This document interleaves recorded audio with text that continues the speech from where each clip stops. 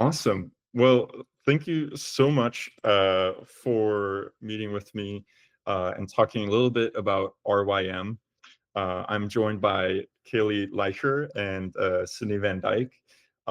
If you two want to just briefly introduce yourselves and kind of mention your involvement with RYM and maybe even, just what RYM stands for.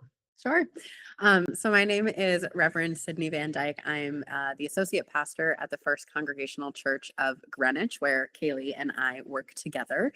And RYM stands for Regional Youth Ministry. So the idea was first born out of our senior pastor, Patrick Collins, who was the associate previously. And at the time, the associate position was that of youth and children. And so I am now the associate. It's more of a generalist position at this point, but it's still overviews children and youth. And Khaleigh is our director for simple purposes of both of those areas. And so it originally started with Pastor Patrick, and then through various staffing changes, it became time and an opportunity presented itself to try to go for this thing that is not youth ministry and youth group only for one church, because that continued to not produce fruit. It wasn't something that really was serving and was able to get critical mass. And so instead, the idea was to try and have it be a regional based youth offering that encompassed many churches of any various denomination. Just the understanding that we can do more together than we can apart, and that maybe it was time to stop trying to do siloed individual youth ministry and instead try to do something more collaborative and more connecting across the whole community. So that was the impetus for this position that we created that Khaleigh is now in. And so regional youth ministry is half of the position that Khaleigh does. And the other half, like I said, is children related. But regional youth ministry is for the youth. And that was how it started. Then Khaleigh and I got connected as we were searching for this position. Khaleigh became our director and really started bringing regional youth ministry to life. So it was just an idea until Khaleigh started making it real. So Khaleigh, go ahead. Hello, I am Khaleigh Laicher. I use she, they pronouns, and I'm the director of regional youth ministry in Lower Fairfield County. I have been serving in this role for almost exactly 2 years, give or take a couple of weeks. And it has been a blessing and a privilege to both live out my ministry and my call and also explore what this new approach to regional youth ministry could look like specifically in Lower Fairfield County. Amazing. So you kind of briefly touched on it, but I would love to know more about sort of what pain points you were identifying with just trying to do it solo, trying to have like a youth group just within your church. Like what sort of pain points would you say led you then to making the decision to creating something that is, in my opinion, just really an amazing group? Thanks. We're excited about it. And truly, it's been one of those things where it's just felt like the Holy Spirit has been about this the entire time. So it's kind of an experience where like you have an idea and the Holy Spirit says, all right, I got you. Hold on. And you're like, okay. So just every step of the way from its inception to the creation of the job description to finding and hiring Khaleigh to then Khaleigh actually implementing it over the last 2 years, every step has kind of exceeded our expectations. So I'm glad to hear that you think it sounds really cool. We do too. We're still trying to wrap our minds around it because it just continues to feel so spirit-led and spirit-driven. And it's so much more like we are along for the ride of what the Holy Spirit is doing rather than us actually creating something. Like it's just one of these wonderful like alignment experiences so far. So some of the pain points, again, I think they really happened even prior to my coming here at First Church. So when Patrick was the associate pastor for children and youth, he had youth experience. He was, led youth groups in previous settings, and all of the tips and the tricks and everything he knew how to do youth ministry. This is what he would say, just wasn't working. There weren't people who were showing up. Just the old models didn't seem to be meeting the needs, and slowly but surely it petered out. There was kind of no youth to really try and do anything with. And then Patrick transitioned from the associate to becoming the senior pastor. COVID is also in this time. Then I get hired. So I started here in October of 2020. And so still smack in the middle of COVID. And again, my position as associate is not specifically for youth and children. It's broader than that. And so there just really was this, like many churches, I think, this trajectory that led and landed us to not having much available, if anything, for children and youth. And again, Patrick having this background in youth, I also have a background in youth ministry as well. We would talk about these things, and this was when he started sharing this idea, like, wouldn't it be cool if, wouldn't it be great if, and then it took some other, just changes in natural life course happenings in the life of a church in order for the opportunity to actually say, well, maybe we actually have the time and the ability and the capacity to try to do this now. So it's a lot of different confluence of things that led to it. But, the pain points were that it wasn't, youth ministry tactics weren't resonating with the youth. Youth weren't showing up. And critical mass isn't possible with only a couple of people. You need more than that to have a really, I don't want to say need to have, you can have a vibrant youth ministry where two or more are gathered, right? And that wasn't flourishing in this particular setting here. And so it felt like this needs more energy behind it. And maybe instead of struggling as an individual church, we can collaborate and join forces. And again, as I said, be stronger together than we are apart. So that was the impetus behind it. RYM, I feel like, is not a very traditional youth group model. So I'd love if you could maybe talk a bit about how RYM would differ from maybe another youth group at another church. Could you talk about that a little bit? So RYM is a collaborative shared youth ministry network at its very core being. And that in and of itself is one of the biggest differentiators between a traditional solo youth group model for a church and what we're trying to do. Collaborative, we come together, we pool our resources. Regional, we serve currently 3 towns in our area with kind of the marker of Lower Fairfield County.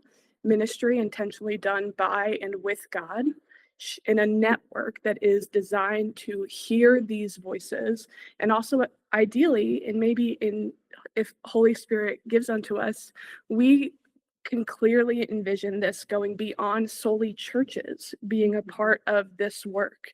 And so this network becomes of partners and of people that maybe are not in collaboration with RYM, but are interested and share about RYM, or listed on the town in Greenwich has listed regional youth ministry as one of the youth opportunities in the area.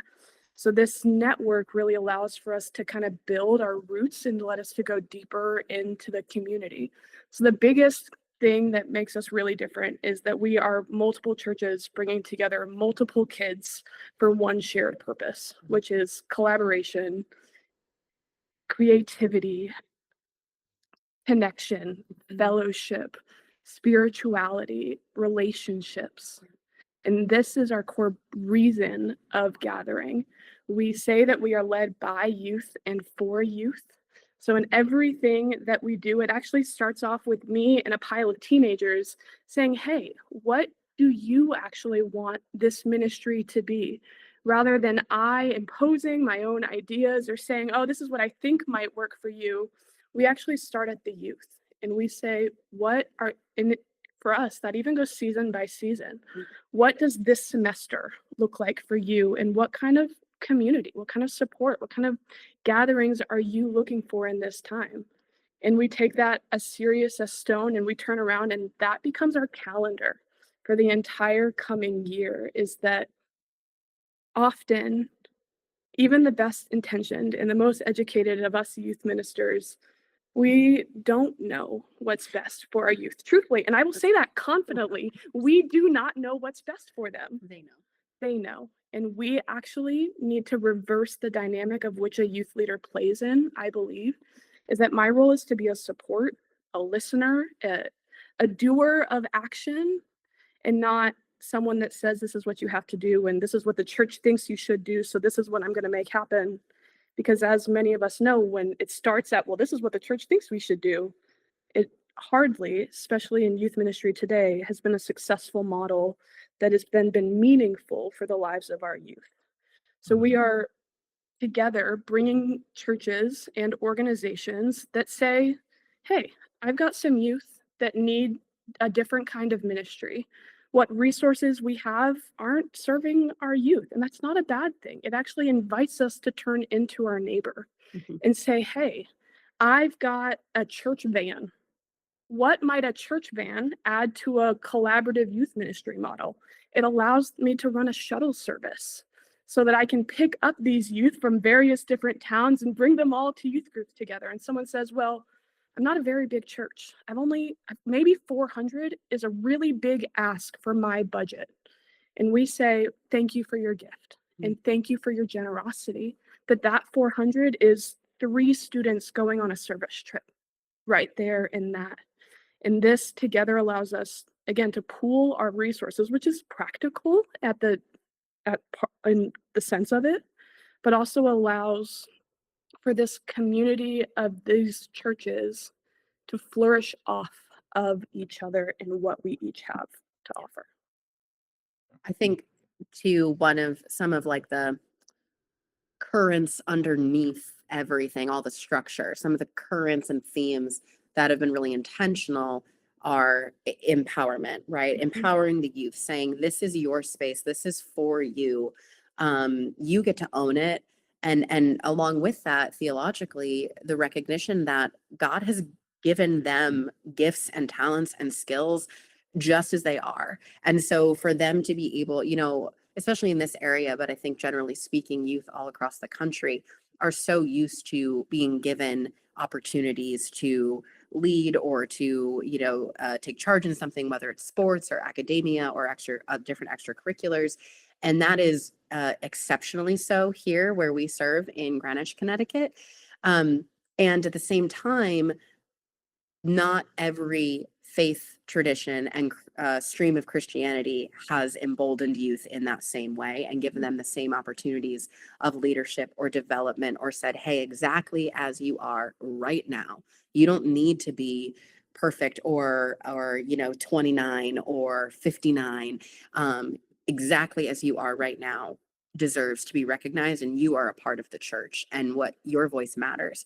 So a big piece of the empowerment is that theological component, that they are exactly as they are meant to be right now, as God wants them to be. And we want them to know that, and to know that they get to say what they want. It's their church and this is their youth group that they get to be a part of. And I think we also really envisioned it to be a place where they get to just be kids. Yep. They get to just have fun. They get to experience a place where, while their opinion absolutely matters and is the driving force behind what happens, if they don't want to have a leadership role, they don't have to have a leadership role. Yep. If they just want to show up and have fellowship and have fun and hang out and be silly and be goofy, that for us serves a big purpose. Very much so. And to us, that feels like a countercultural purpose, at least here, particularly in the environment and setting that we are in Lower Fairfield County. So I think that there are these other sub currents that are really also big motivational factors upon which the scaffolding and the structure of RYM is built. Very much so.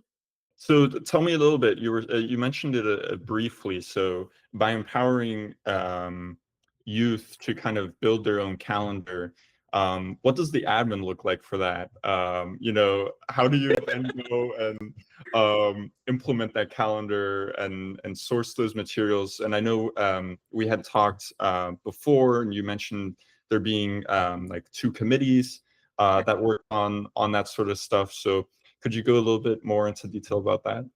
Yeah, so this is the nitty-gritty side of my job. This is how I make these things physically happen. It starts off by youth and for youth. So we have what we're currently calling a youth advisory committee, which is a self-selected group of currently high schoolers that said, hey, I want to be a part of doing more of this. How can I do that? And truthfully, there was one particular youth member, her name is Asha. She went off to do a college visit one day, and there she visited the Interfaith Chapel. And while she's in this Interfaith Chapel, she's texting me out the wazoo. And I'm like, Asha, like, what? You're supposed to be on a college visit? Like, what? And she said, I think we need a formal way to hear the youth voices. I said, okay. And she says, I think it should look like a committee of youth who care about RYM and want to do more. I said, okay. And so we created a youth advisory council. To me, some of that comes deep within my calling is if our youth ask and they're willing to ask, then we have to be willing to support them in those ways. Mm-hmm. So this started with one kid who said, hey, I think we need a formal way to do this, and is now a team of 8. We just welcomed 3 more students into it, of 8 high schoolers that gather twice a semester, and we truly sit. I start off the meeting saying, hey, what do you want to do this semester?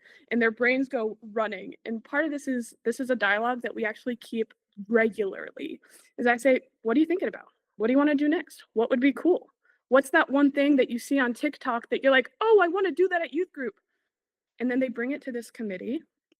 And there's a little bit of voting because sometimes they have more ideas, and I literally have calendar dates for RYM available.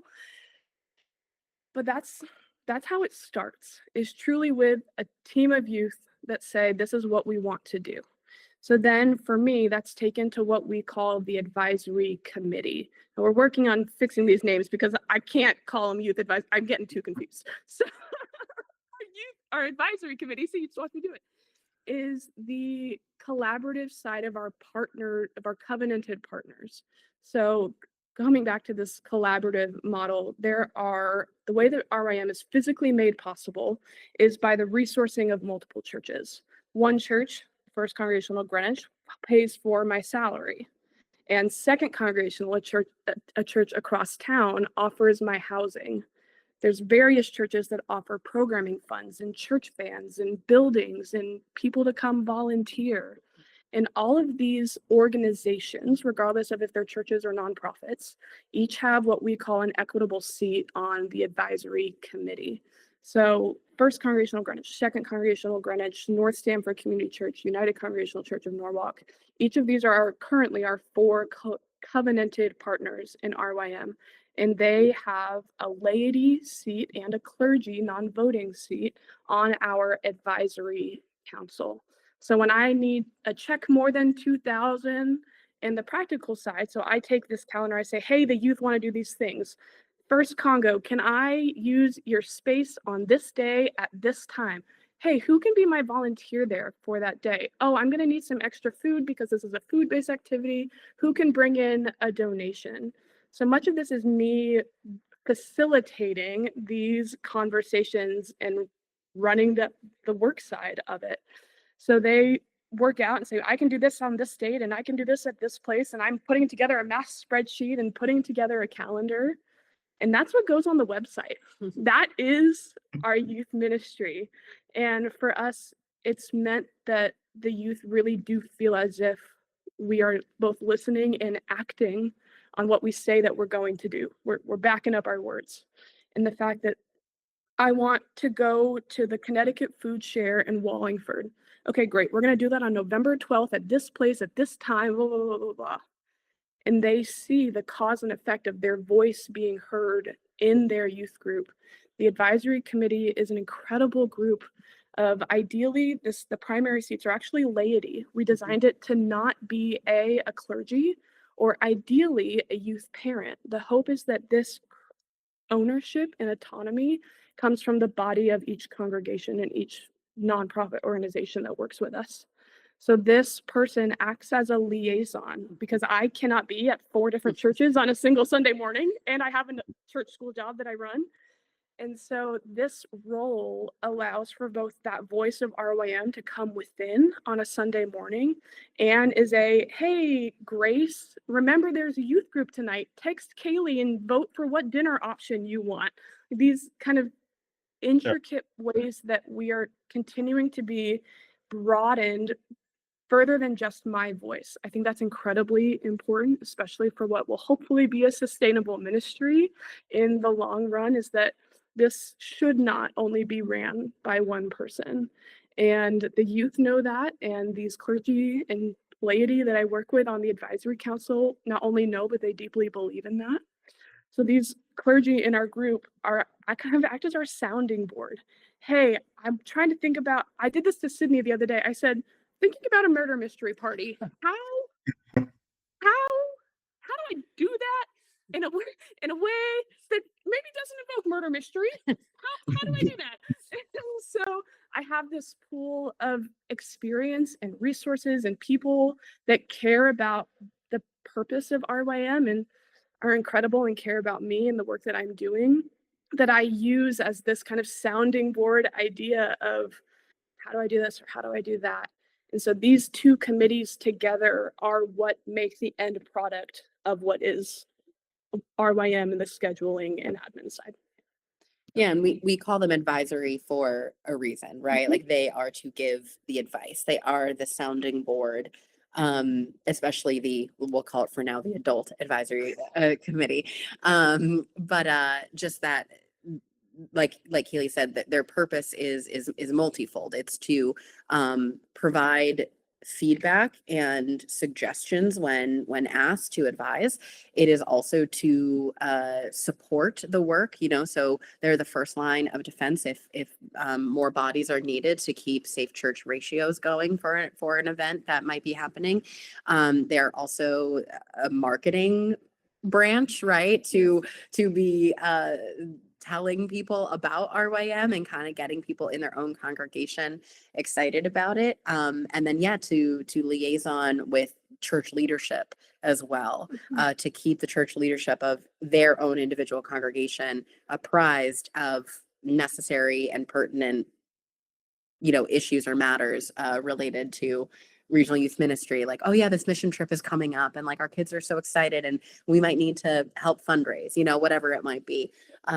So yeah, it's a multifold purpose, but it really is there as it's a really like backbone component of it, because it cannot be one person. And especially, like we said, so Holy Spirit driven, this has expanded way beyond what we thought it already would have been possible at this juncture.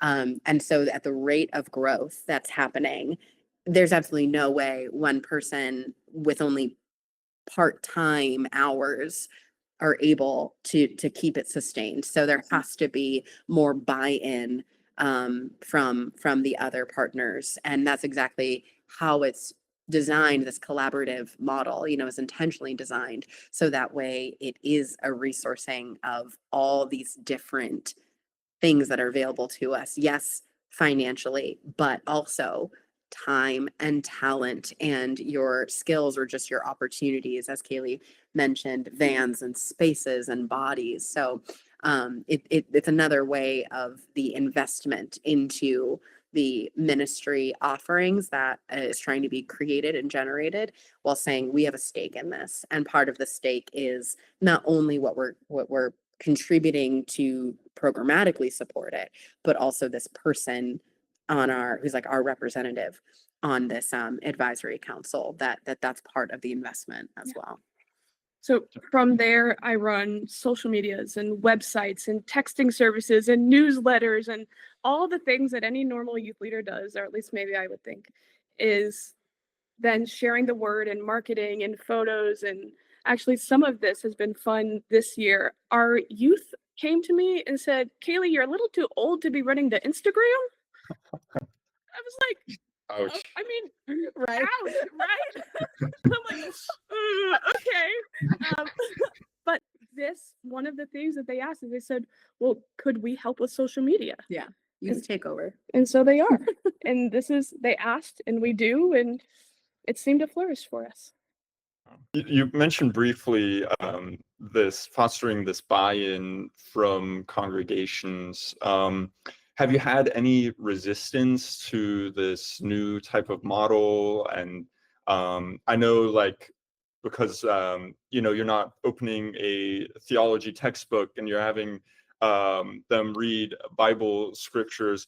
How is that? Do you see any pushback there, or was there any things you had to do to get the congregation to really buy into this idea? I think in a lot of ways, we are building the plane while we're flying it. Yeah. What's the So- manual that we're writing? That's Or the right. plane. That's right. That's right. That's right. And so there are many bumps on the road, and there are many things where we're like, oh, that didn't work. Like, okay, let's shift or let's pivot, or while we're learning in real time. So there's many different things, but I think, generally speaking, it's just the newness of the concept, and making sure that everybody understands that the intention 100% and all of the structure that has been built around it thus far is designed so that way it is completely equitable for all partnering organizations, whether that be churches or, at some point in time, maybe a different group. Yep. And but it's we are asking other churches who we maybe don't have actual relationships with, whether our individual congregations haven't had previous relationships, or maybe, we've had a lot of pastor turnover in our area within the last 5 years too. And so then there's new relationships forming in that way between clergy and staff at these different churches. And so we're asking a big amount of trust to go into this, Yes. right? We are asking for a congregation to give of their precious resources, no matter what that might be, and then to trust that it's going to be managed effectively and faithfully, not by them. Right. It's a big ask. It's a big ask. And it's kind of scary. For sure. And so one of the things that we have, and again, the advisory council is designed for transparency's sake as well. So that way, every single church has a designated person who always has eyes on everything. Everything is transparent. So the way that money is being managed, how it's being managed, and there's some legal reasons. We are not a separate 501c3 at this point in time. So the money has to fall under one congregation at this juncture. It's just the way it's currently structured.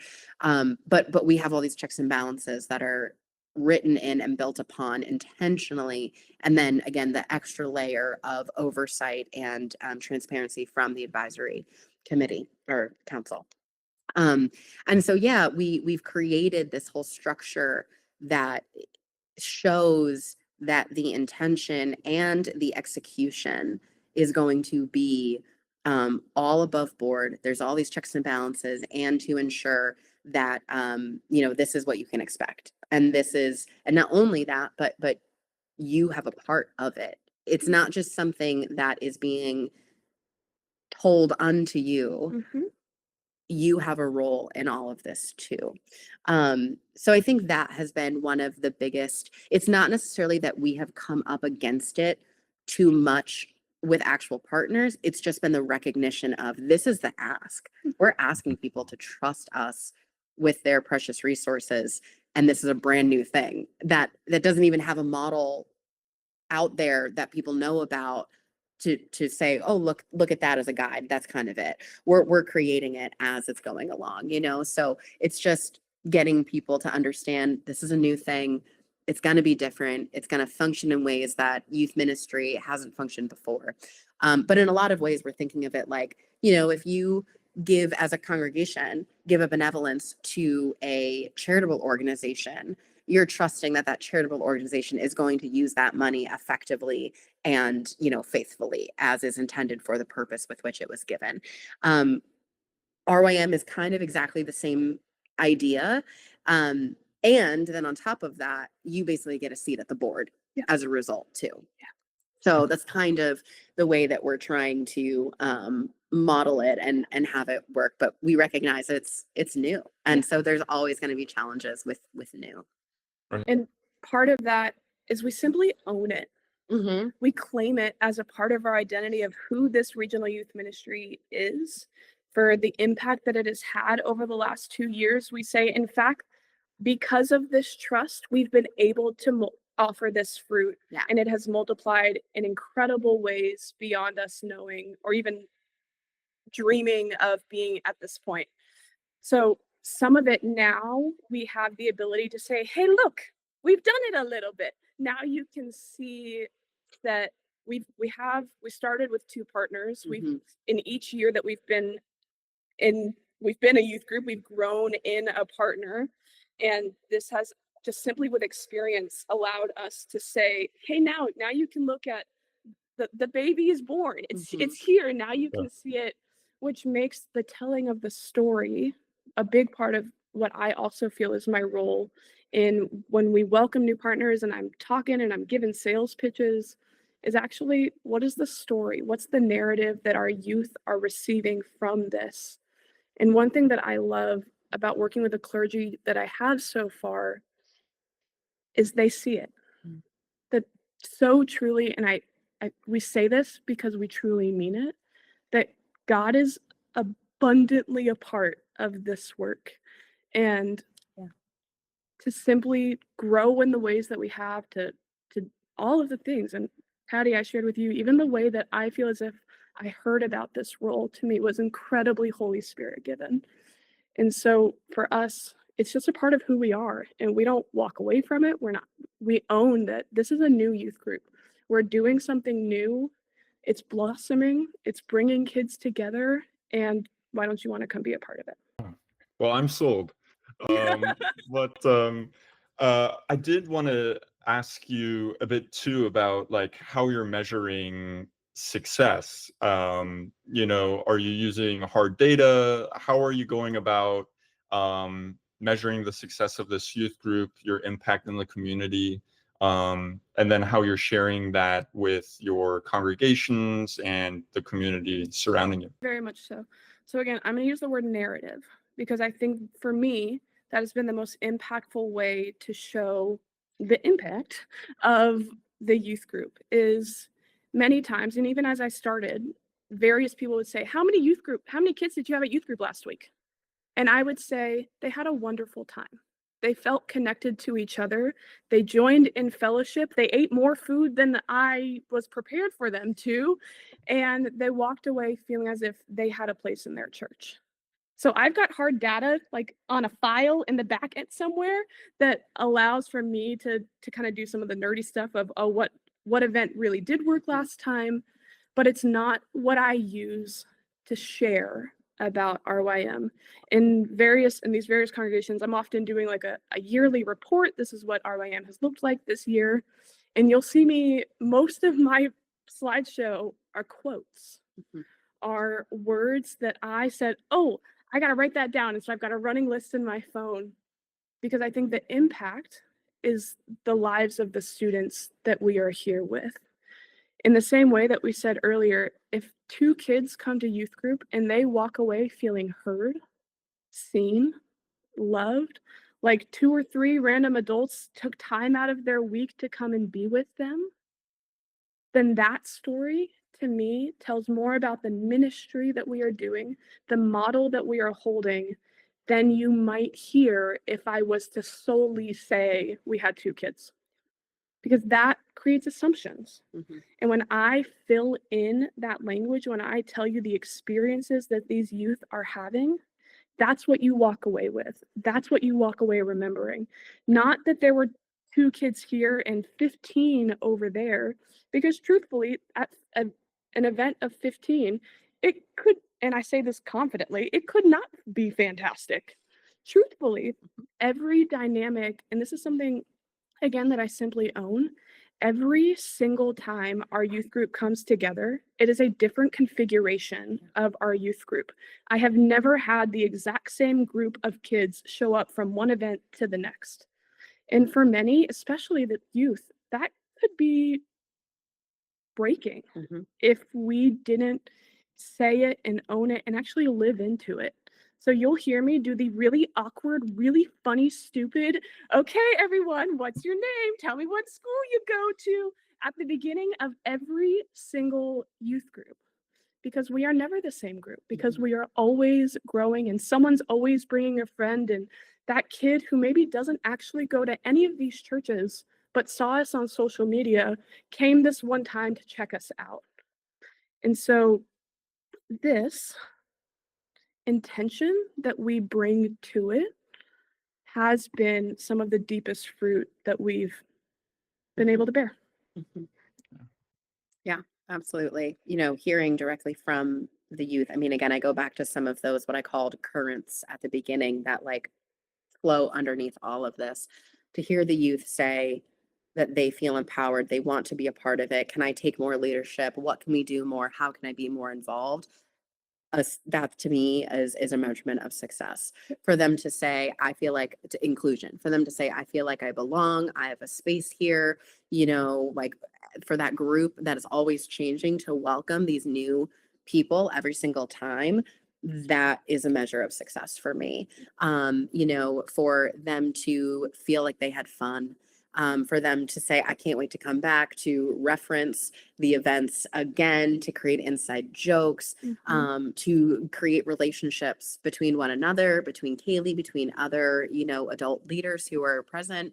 That to me is the sign of success. So it's not about the hard metrics. I mean, we have been fortunate, and again, like we keep saying this, but we mean it. It feels not of our own making. It feels like this was the Holy Spirit did this for us. I couldn't do half of these things by myself, y'all. We have the hard metrics of how many youth we went from, which was like 12 when we started, to now serving. I've got 70 on my roster. Yeah, like in 2 years. And so like that's awesome and cool. And yeah, you can paint a nice story around that. And it's still lacking It doesn't tell the whole story. Human element of what our youth are getting from this. And that's the whole reason. Why would these different congregations trust us with their resources? It's because the youth are getting these things. And we know we can't do that, give the youth those things in the same way by ourselves. And it takes all of us in order to be able to give the youth those things. And if that is a value that a different congregation also has, and they say, yeah, we really believe in that too, and we want that for our youth, then this is a way that they can give that to their youth. So, you know, yeah, there are numbers, there is data, and there's also real lived experiences. And that's the thing for us that is the motivator and feels like it has God of it and in it. And that is where we are like, that's how we know there's fruit here, like holy fruit here. And it's because the youth are telling it, the youth are saying it. That's how we measure. Very much so. Can you tell me a little bit about your style of, I guess, being a leader for the youth in the program, being a teacher to them? I look at who I'm going to answer this in a couple of ways. The first is I'm honored by who obviously I am this person, but who was called to be in this role, intentionally designed. And then we went through this beautiful process where I named and claimed every single quirky identity I think I could ever intentionally as a part of the interview process. Because part of my call is a deep need for authenticity according to how I feel as if I am being convicted and called into youth ministry. And I'm a little loud, and I like doing things a little silly, and I didn't grow up in the church, and there's not a ton of queer people in this area, and I've been an out faith formation leader the entire time that I've been doing this, and it's 9 years now, with beautiful flavors of training, and I did a Yale Youth Ministry certificate. All of this to say that my model of ministry is relationships. At the very basic core of it is I do not believe that I could sit down and open a Bible and have a Bible study with these kids without them knowing me, without them trusting me, without them knowing each other, without having some trust within the system, within the space, within the ways that we hold ourselves in covenant with each other. That these last 2 years have very intentionally have been me listening, hearing, acting, and preparing. That for us to do anything, these youth need to know that I am on their side, and that my role, of which I was quite literally called here for, was to be their support system. And that cannot happen without going to baseball games and band concerts and showing up at youth group with pizza. And when they say, hey, we're still hungry, literally Uber eating more food so that they feel as if their voices are heard. Much of what I feel as if my deepest sense of calling is willingness, is someone's got to do it, and I'm happy to do it. And not only is that, do I feel as if the blessings of which the ways I was raised in this ecumenical setting, I have the deep privilege of rarely feeling as if my queerness is not welcomed in the church. And that is a blessing that even youth today, even in our own very congregations, still have to question based off of the culture that we live in. And so I wear silly rainbow t-shirts and the jeans that my youth group thinks are cool. Weirdly, they've got Asha's like, no, those jeans are cool. My phone case is apparently very Gen Z of Oh, yeah. me. And these may sound like incredibly minuscule things to someone that isn't doing this work. But what I have intentionally done and what I have heard back from the youth is that they feel as if I am their leader, their pastor, their teacher, their representation, their voice to go out into the public with. And that is an incredible gift that I will never be able to, I think, fully give back unto them, is this trust that they have given unto me, because I take it incredibly seriously. Their literal safety is something that I am incredibly aware of. That when I bring together youth from various towns, from various schools who have never met each other, of which we're public that we are an open and affirming group. We aim to be anti-racist. We work against anti-Semitism, all of these things that we claim as identities. Our youth have chosen a mission of serving those that encounter homelessness in our area. And I think if we say these things, that we have to act on it. And that, for me, starts at showing up when and where they need me. My favorite thing that somewhat recently happened is I was able to go visit Second Congregational Church on a Sunday. I wasn't working here. And I sat myself in the back. Like I walked in a little late, truthfully, even though I live on that campus. And I sat down, and 3 of the youth in that church saw me and came to sit with me. We didn't say anything but have worship together. But they saw me. They saw their representation, their person, their voice, whatever word they so choose to fill in that space. But something about I just went to church. Like, I don't get to do that very often. I work at church, and so to be able to go to worship is a gift. And then to be chosen by these youth to say, hey, I want to go sit with them and be in their company, says to me that we're doing something right, number one. Mhm. And two, that there is such a deep need for our youth to have a space or someone that they feel like is on their side. And I say this, that all of these churches hope to be that role and hope to be that person. And yet we know that we have to have youth ministry specifically designed for youth. And to be seen and known as, oh, I'll go sit over there. I'll go sit with her. That to me brings together all of these pieces that we're trying to do. Relationships and showing up and all of these things is when we do these things, when you choose to be with them, they choose to be with you and in relationship with you. And this has brought it all together. Yeah. I think also, if I may, I think there's a certain sincerity that you bring. And so you named authenticity. And I think it's closely related. But the youth, there's no pretense. It is delightfully transparent. This is me all the time.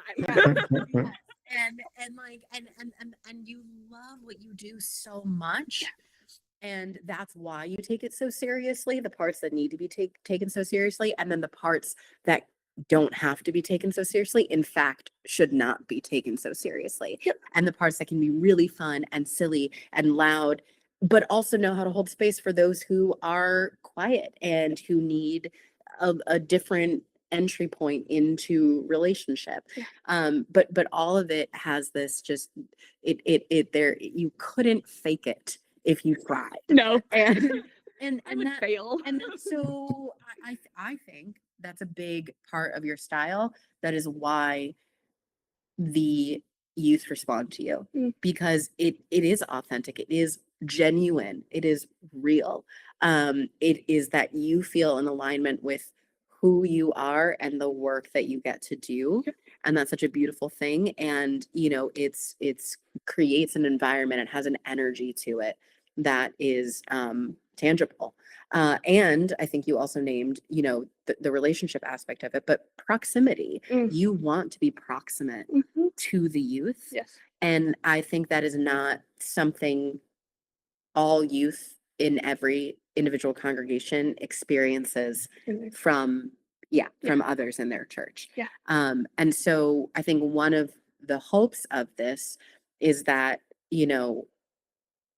there can be more people within their own systems who recognize, oh yeah. If I get to know the youth, they're going to want to hang out. They're going to want to be like, just being real and being authentic and appreciating them for who they are, as they are, with their loud, ridiculous, crazy, like teen hormones and all, like all of it, but embracing them for who they are. And I think that is such a big piece that accounts for a lot of why, like, those youth on that Sunday morning came and sat next to you, because they know you, like, your job is to be close with them and that you love that.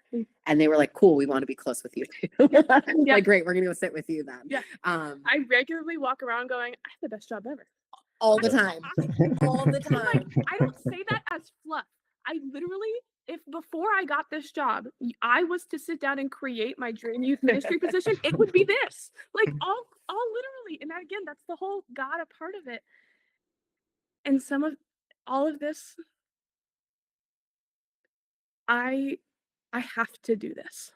This is the work that my soul needs to do to be and honor who I am as a person first. That this is how I have to interact with the world, regardless if someone's willing to pay me for it. That this is this way of being is simply it's just sometimes it's a bulldoze and sometimes that's to my benefit. But I I can't fake it. I'm really bad at faking anything, just regardless, but especially in the company of youth who I truly do believe there's the saying that children and youth are the future, are the church of tomorrow. They are a body, they are a part of the body. They are what makes the church today. Yep. And I feel so strongly that in the same ways we give energy and efforts into adult education and faith formation and worship and homecoming and all of these various ways that we do a lot for the adults in our congregations across nationally and in our churches individually, that what if we put the exact amount of energy into our children and youth? What might happen? And in fact, it's been this.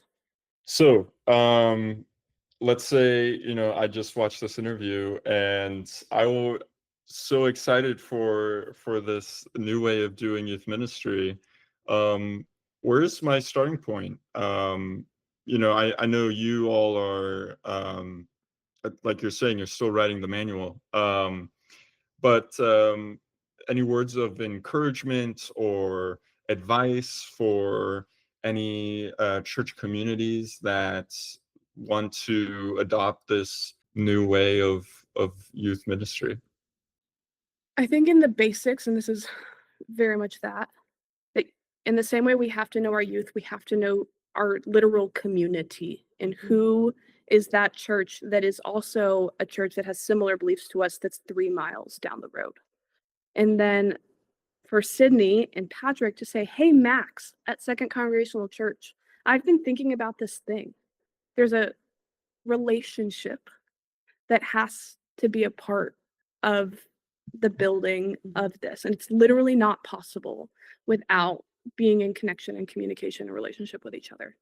So I would say that the first place you have to start is getting to know the people that are in your community. And we say that may not be a UCC church. That could be an Episcopal church. Any flavor of how we do church. Could be UU, could be a synagogue. Anything. Absolutely. If we have similar shared values that we need to serve our youth, the ways of which we've done it aren't working, and a curiosity to try something new, then those commonalities is what brings the group together. And I think you only know in relationship with each other. Yeah. And I think too, a very close second is always centering the youth. That's what this is for. It's for the youth. And so you have to know who the youth are and again, what they want. That's again, part of it in order to give it to them. But it's also for any leadership getting it off the ground to say, that's our commonality. That is our shared focal point. That's the values upon which we agree, that this is not for the exclusive or direct benefit that us as an individual congregation might get. That the so that is so that youth are served. Yep. Because that's important and because it's necessary for them and they deserve it. And then creating what those values are that you want within a youth group, and having that be the foundational and the thing that you are always coming back to. How are we going to be best serving our youth by whatever we're discussing or by whatever idea? Because the model that we've created for this area might not be the model for a different region. It might just not be possible. It might have to look different or be, creative. But I think it's the foundational piece is relationships with others, and then the commitment and conviction that this is for youth and that is who you're serving and that is the purpose of it, and then the grace to have that relationship and that conviction carry you through whatever bumps in the road you're going to have to face, whatever manual you're going to have to write as you're building the airplane itself. So I think those are like the 3 core foundational things. And of course, then trust in God, right? that like, a big old asterisk in the air. Yeah. The thing that is like first and foremost always. Yes. but yeah, that there needs to be this sense of, well, is this something that we all believe is important and valuable and of God? Um, and then to bring us together in relationship to do it for the purpose of youth, Yeah. right? And then letting it evolve from there as is right for your circumstances or your setting or your capacities or your, resources, whatever it might be. But yeah, I think it really has to, the intention behind it, I think, is what matters the most. Yeah. Well, Khaleigh, Cydney, thank you so much for sharing the amazing work you're doing with RYM. How can people connect with you? All the ways. Oh, I wish I had my finger out. RYM is on all of the social medias. My rym.lfc, Regional Youth Ministry in Lower Fairfield County. You can reach out to me via email at kaleighrose@fccog.org. Find us online in various different places. All the things. All Everywhere. Yeah. My email is cydneyv@fccog.org. So yeah, please reach out and we'd love to talk more or hear other people's ideas. We know obviously we're not the first people ever to create this kind of a thing. We know Mhm. of others even in Connecticut. And so, if this is something that resonates and or you've experience in it, or just would like to chat more, I'd love to hear from you. Thank you for making it to the end of the video. And thank you again to the folks from RYM for letting me take up some of their time to ask some questions. If you like this form of interview and would like us to make more, please leave a comment either on the resource page or YouTube with who you'd like to see next. If you're not on our mailing list yet, what are you doing? You can go to faithmesh.io/newsletter and join our monthly newsletter to get informed whenever we upload a new resource like this video. Lastly, if you enjoyed, consider sharing this with a fellow church nerd. This is truly the best way that you can currently support our ministry, and it would mean a lot. With that, I wish you peace and blessings.